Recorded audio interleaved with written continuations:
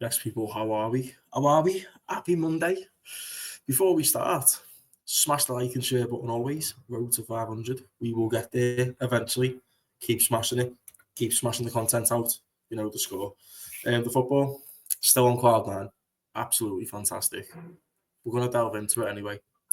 It just went so perfect. You'll see everything that could have went for us went our way, and it was fantastic. But anyway, kicking off with Everton Man United. The 12:30 kickoff, the lunchtime game. I did predict the 2-0 to Everton. I did do a watch along for it. And look, the game, I expected Everton to go out there, make it tough for them. And that's exactly what they did. They went 2-0 up. Beto scored 6 league goals for them this season now. Tell you what, though, since Moyes has come in, he's got so much more out of that player. I mean, obviously, technically, not amazing, is he? Let's be honest. But, the graft that he's putting himself in those positions to score. And just with the manager having faith in a player, it can do wonders. Do you know what I mean? It can happen with any player. Put your faith in them and, they'll deliver. And that's exactly what he's been doing for them. Do you know what I mean? But yeah, I thought Everton obviously were controlling the game, especially for the first hour. Just well in control. Man United again, not turning up. Looking to be another defeat for them. And Everton being 4 points clear. But no, that wasn't the case because they actually clawed the way back into the game. Which I weren't too surprised about because we've seen United do it time and time again. Stinking the gaff out and then somehow they just managed to get back on level terms. That's what they did. Fernandes, at least that free kick to make it 2-1. Then all of a sudden the game just changes. The tide turns. I was getting a feeling when they were playing Bournemouth when they were 2-0 up and they just completely capitulated after that first goal went in that they conceded. And I felt like that was happening again on Saturday because they were well in control. Just as they were against Bournemouth. And the first goal goes in, and then, panic stations begin to start. United are then on the front foot, then the tails are up, they're going for that equaliser. They then get it through Ugarte. Yeah, great volley with his left foot. No chance for the keeper there. And it's just how would you throw that lead? Do you know what I mean? And then United, to be honest, the game, it was a good game of footy. It was end-to-end. That second half was entertaining. And, both teams were going for it, especially towards the end. And then actually, at the end of the game, Ashley Young goes down in the box. Penalty, on-field decision. Obviously, he gets overturned by VAR after, checking it for about 10 hours, which is just ludicrous to me. Just hurry up and make your mind up, mate. I feel like these referees, they want the spotlight to be on them. They want the game to evolve around them. They want the cameras to be on the refs all the time because that's what they care about. They want the fame, don't they, clearly? And, how long does it take to make a decision, though? Do you know what I mean? We can all see it with a blind eye, people, and they're taking about 20 minutes to make a simple decision. Come on, man. Come on. In my opinion, I did think it was a pen. I did. Obviously, he's got hold of his shirt. Obviously, Young does exaggerate a little bit, I'm not going to lie. But in my opinion, I think it's a penalty because I think if that's anywhere else on the field, then that's given. Simple as.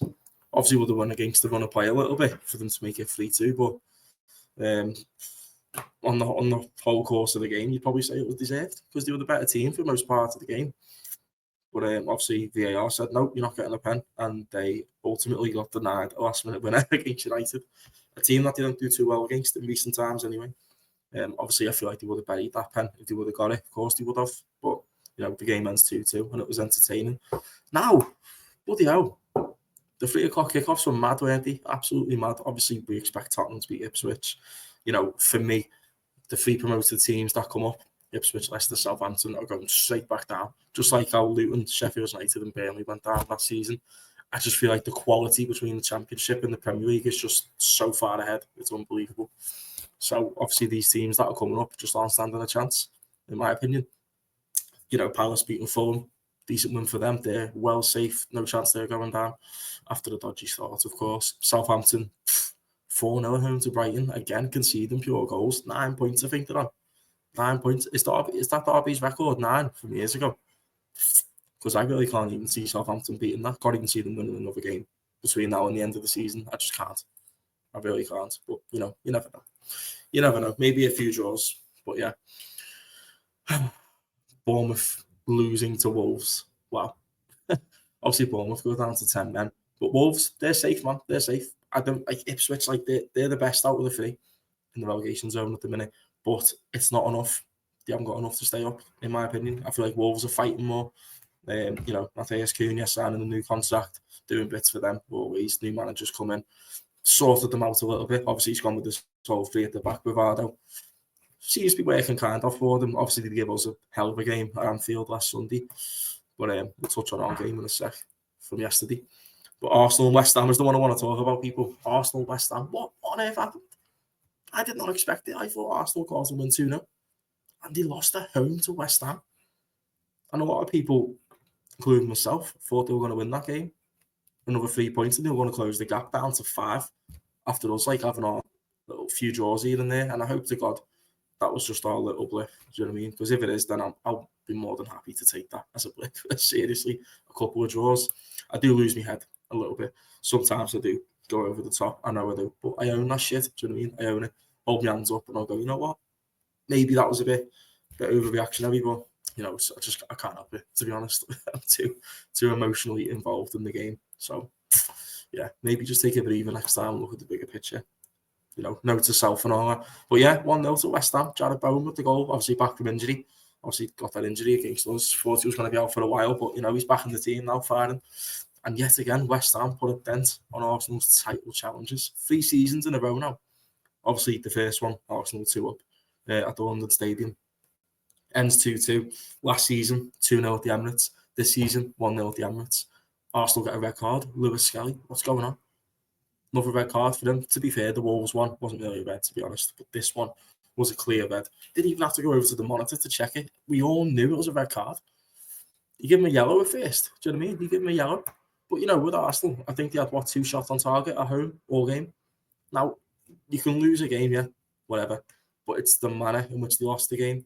Like, I look at them. Like, obviously, I had my doubts. I really did. I thought we were going to start to throw the league. I really did. Just because of past, title races and all that. But, it's not a well-drilled Man City side chasing us. It's, injury hit Arsenal. But at the same time, it's an Arteta team that's trying to chase us down for the league. And, what Arteta's like, mate, he's known for bottling. He really is. And 1-0 home to West Ham. That's unacceptable, man, from their point of view. When they're chasing the league, that's unacceptable. Like I said, the way they've lost that game, yeah.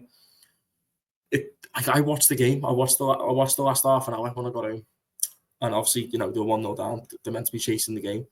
It doesn't look like a team that wants to win the league. Them, it really doesn't. Really does not. Not chasing it, not wanting it enough.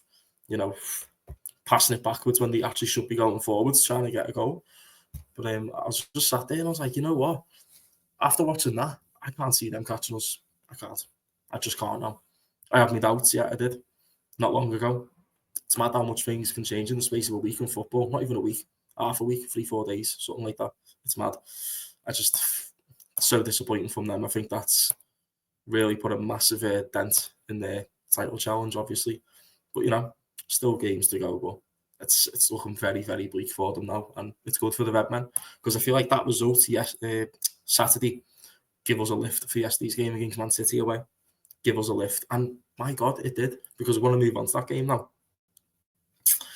2-0 away at the Etihad. A stadium we haven't won at for a decade in the league. Obviously, the last time we won there was when Skrtel scored that mad volley, and it was Klopp first coming from after Rodgers being sacked. Great performance. We were just solid all game defensively, just so astute, and we were just right on it. Didn't give them a sniff all game. Foden, nowhere to be seen. De Bruyne, nowhere to be seen. Marmoush was trying. Savio was trying in the second half. Doku was trying in the first half. Obviously, I'd sent on the ropes in the first half, I'm not going to lie. But, second half, we got more help from Konate. Obviously, Endo coming on as well. Doubled up on Doku a lot of the time. Even tripled up on Savio. Doubled and tripled. So, defensively, we were so solid. I was sat here and I was like, on the watch long, I was like, I don't think these are going to score. I didn't feel any threat at all. I weren't nervous. And that's so unlike City, but that is so good from us. Like, they showed me a different side yesterday that I didn't know that they had. And, I hold my hands up, because really, for me now, being 11 points clear at the top, with the chance to go 14 clear on Wednesday, because they're playing Forest away. We play Newcastle home, we get our job done, 14 points clear. It's got to be a wrap. It has to be a wrap. Do you know what I mean? And I'm so confident now that they're going to go on to do it. I really am. And me, like everyone knows, I sit on the fence a lot. I go, nah, I don't know yet. I don't know.